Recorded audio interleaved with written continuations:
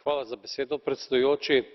V tej dvorani velikokrat govorimo o človekovih pravicah in zagotovo je pravica do hrane, do kvalitetne, zdrave hrane osnovna človekova pravica. Zato zelo podpiram vse programe, ki jih izvaja Evropska unija, tako v obliki humanitarne pomoči, kakor tudi v obliki razvojne pomoči.